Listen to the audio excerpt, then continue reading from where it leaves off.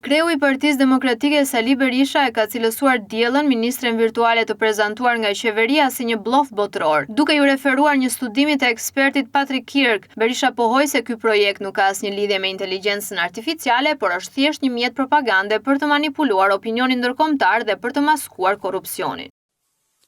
Fal një eksperti ndër më të shquarit e fushës ndërkombëtar, Patrick Kirk, i cili i ka kushtuar ditë dhe javë të tëra zbërthimit 1 për 1 të diellës, a i nxjerr se ministra Diella nuk ka absolutisht as dhe një qelizë të vetme të urtësisë artificiale. Zero, se është fundekrye, është një avatar pa asnjë atribut për korrupsionin, pa asnjë ndërfaqe.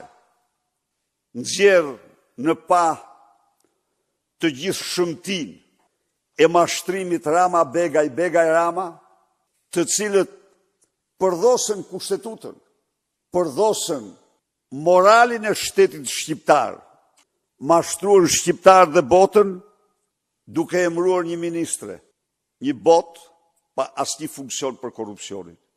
Edi Rama, pas zbulimit të këtij skandali, duhet hipte me njëherë dorëheqjen. Duhet pasonte pas tij pengu i Edi Ramës. Haram Begaj. Mëtej Berisha u ndal te drejtoresha e Akshit, Mirlinda Karçanaj, sipas tij dalja e saj e fundit televizive faktoi mashtrimet e kryeministrit për pasurinë e saj. Berisha pretendoi se Karçanaj zotëron apartamente dhe vila luksoze të fshehura nën emra sekserësh, ndërsa vlerësoi se ajo është thjesht një prestanome e familjes kryeministrore.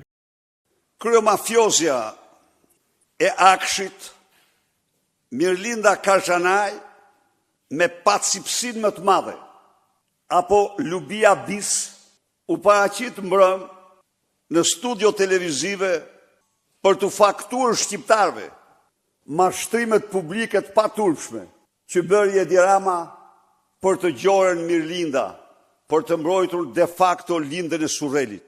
Kreu i opozitës paralajmëroi se studimi që çmonton diellën do t'u dërgohet mediave dhe institucioneve të huaja si dëshmia e asaj që ai e quan tallje botërore me shtetin shqiptar.